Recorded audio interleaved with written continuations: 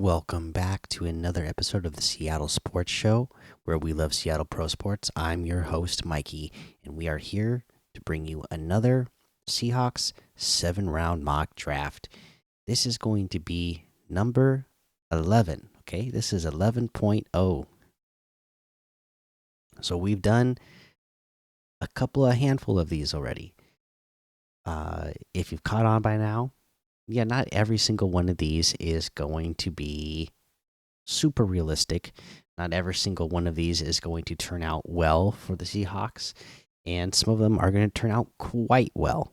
So, again, at this point, we're so far off from the draft still, and knowing exactly what the Seahawks roster is going to be at that point, that we're just having fun with this. Some wild things are going to happen. In some drafts, in some mocks, I'm going to switch it up and just take different players and see how that affects the rest of the draft.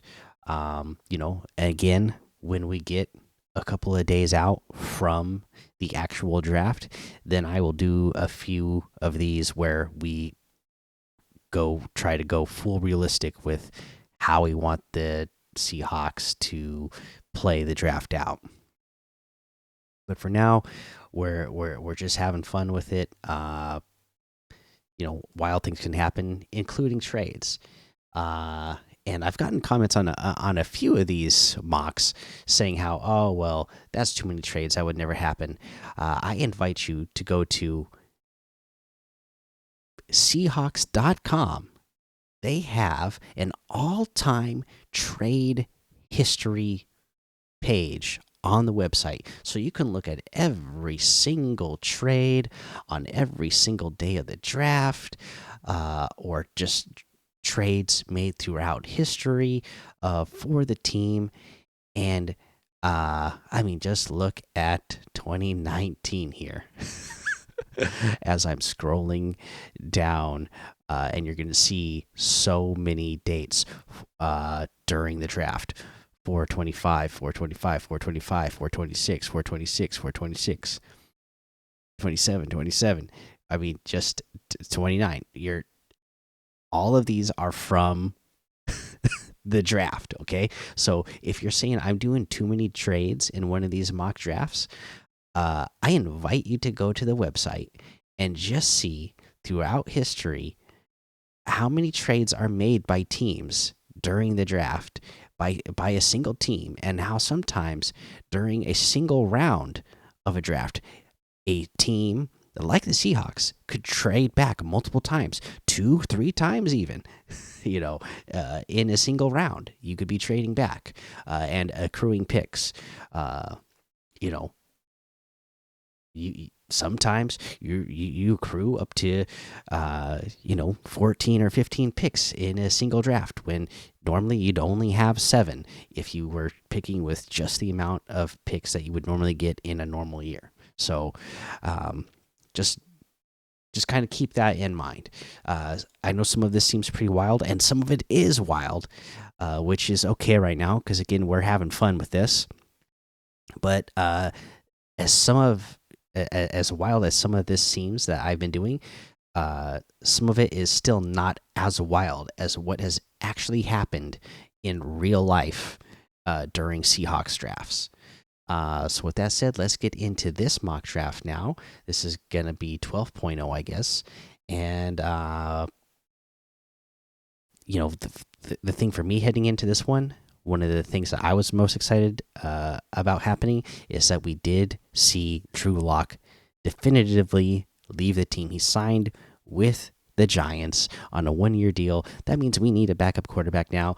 Potentially, we need somebody that is not just going to be the backup, but is going to compete for the starter, or is just going to be here to sit behind Geno for a year and develop into the starter. So I am. That is not just in the back of my mind in the mock now. That is moving towards the front of my mind. So we're going to see what's available to us at 16. I still don't want to trade up because it's important to me that I'm not giving up a lot in the mock, because I want to pick up more players. for the Seahawks in general. I want them to pick up more picks to get more players uh, that are in that first 3 round range that I find very valuable in this year's draft. But I am keeping this in mind still. I am going to accept this trade from the Steelers where we are swapping 16 and 20 and swapping 81 and 51. So we're just moving a little bit back in the first round, but our 3rd round pick is jumping all the way up into a 2nd round pick. So I like that offer. Okay. And then let's see here. Could I potentially trade back again in the first round for a 2nd time, like we've seen John Snyder do before? In this scenario, I'm not. I don't want to trade with the Cardinals. Now that would seem a little bit far fetched, right? So I'm not going to do that. I am going to pick at this point at pick number 20. I was actually hoping to be able to move back even a little bit farther than this, but I still want my quarterback. So I'm going to get him here. Otherwise, I'm not going to get him. I'm going Bo Nix. Again, remember, I'm going to do like a ton of these. I've already done 11 of these. We are going to be trying a lot of different things out and see if the Seahawks did that. How would that affect the entire rest of the draft and what we would want to do? Okay. So at this point, I am taking my quarterback, of the future. This one inspired by the fact that Bo Nix had his pro day today, looked good. I still like him. Again, there's like 6 quarterbacks in this draft that I really like, and if the Seahawks identified him, Ryan Grubb was at that pro day, by the way. There was only so many teams that actually sent coaches to be at the pro day, and Ryan Grubb was one of them. The other coach that showed up there was the Bears coach, which makes no sense, right? Because they have the #1 overall pick. So what does that tell you? How interested are the Seahawks in somebody like a Bo Nix, where the teams, all the teams, not all the teams actually. I read it was like 30 teams out of the 32 teams sent scouts to be at Bo Nix's pro day at Oregon, and 2 coaches showed up. Again, a Bears coach, which makes no sense for them to be picking Bo Nix because they're obviously going to take Caleb Williams. And then the other coach that showed up for Bo Nix's pro day was Ryan Grubb, the Seahawks coordinator. So just keep that in mind. That that could be very well somebody they would be interested in, and if they are and they draft somebody like that, you want to keep him protected. And even if he's not starting year 1, if he doesn't win that spot, or if they just intend to start him or sit him in year 1 and learn behind Geno, then either way, you need to improve that offensive line for now, for Geno Smith, and for the future of the future quarterback. So at this point right now, we're getting Cooper Beebe because he is still available. And then our next pick coming up at 78. We're not accepting these trade offers either. So we're at 78. Again, we got to address linebacker in this mock. Junior Colson is still available. I don't really know if he's actually going to be available at that point in the draft in real life, but he is in this mock, so we are taking him here. Okay, we got to address it. We don't got the linebackers on the team in real life. So let's see here. Our next pick, we're sitting at 118. We've taken Bo Nix. We got Cooper Beebe. We got Junior Colson. Let's take we tendered Miles Adams today as well, so we don't need and we know we're keeping Williams.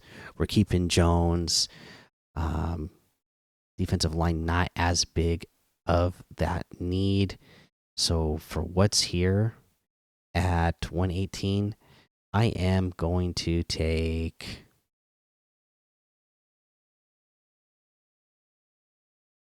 I'm going to go with in this mock. I'm going to go with Jalen Ford out of Texas um over Tyron Hopper. And that's the direction we're going to go with this mock. So let's take that there. And then coming down here to our next pick at 152. Okay. Zach Zinter, again, still here. Again, somebody to me, if he's proven he's healthy, he's not really going to be available this late in the draft, but he is. He is in this mock. So, again, put yourself in that mindset. We're just saying if this was a situation that happened for the Seahawks in real life, that is the move you would want them to make, right? So, again, I can only go off of what the simulator is giving me. This is what the simulator is giving me. So that's what I'm taking. And then our next move coming over here at pick 192. Okay, so we've got our cute quarterback of the future. We've got a couple of offensive linemen. We got some linebackers. Okay, so again, safeties. Not a lot of them on the roster right now, right? Let's go get Trey Taylor, safety out of Air Force. This is somebody who's been moving up actually. In my eyes, I mean, we're talking about taking him here in like the pick 192. What would that be? That's like the end of the fifth or somewhere in the sixth round, right? If I can do the math. Anyways, this is somebody who was like really kind of like on the edge of is he going to be drafted or not? But over the last couple of months, this is somebody that I've noticed has really been moving up a lot of draft boards. And again, you're not saying that he's getting like super high up into there. He's going, seventh, sixth, fifth round type of play. But that just kind of goes to show you that people are really catching on to the talent that this player has. So we're going to go with Trey Taylor here. And then our next pick will be at 235. And let's see here. What do we get? Well,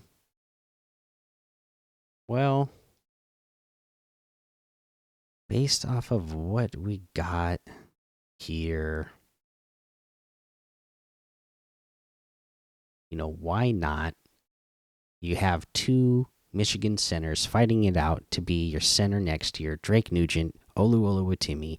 So we'll take Drake Nugent here, and we can let the two former Michigan centers fight it out to see who's going to be the starting center for next year.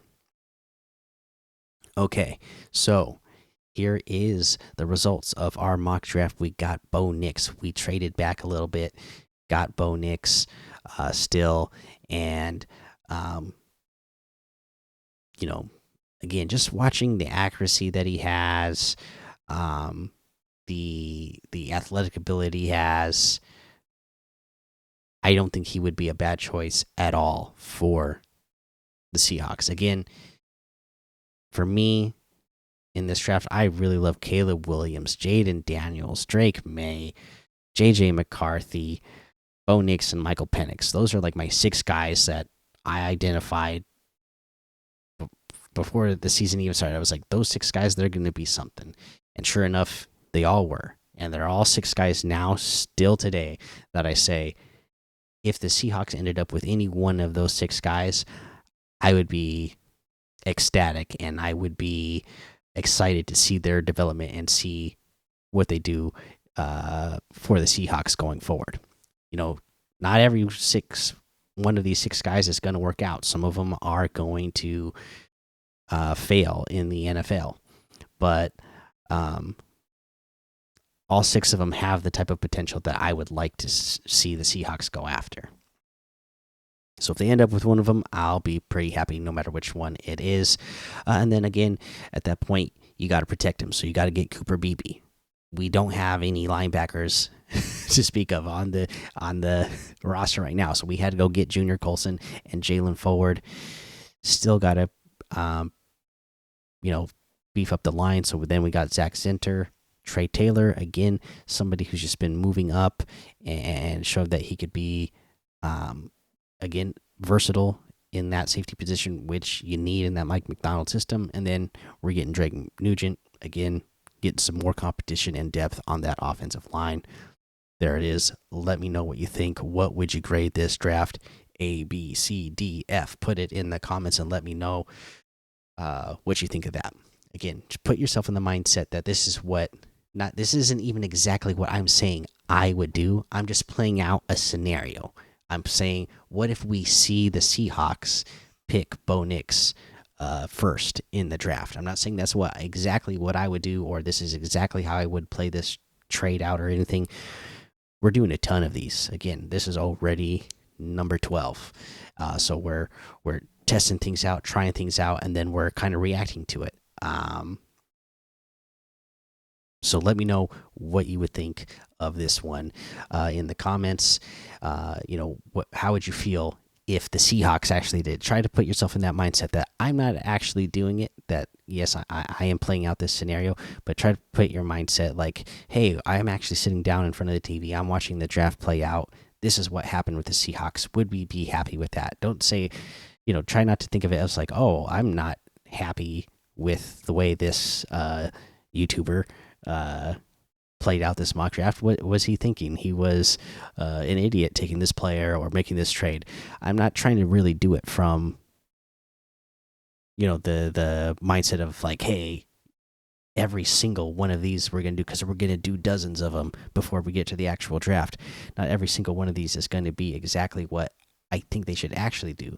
I'm just putting some scenarios out there and seeing how we would feel about it if that was what happened. Okay, so leave those comments. If you're watching on YouTube, please hit the subscribe button, hit the notification bell, hit the like button. If you're listening to the podcast version, sure would love it if you hit the follow, hit the subscribe, left a 5-star rating and a written review, because that all helps the show grow. And that's going to be the episode. So until next time, this has been the Seattle Sports Show, where we love Seattle Pro Sports.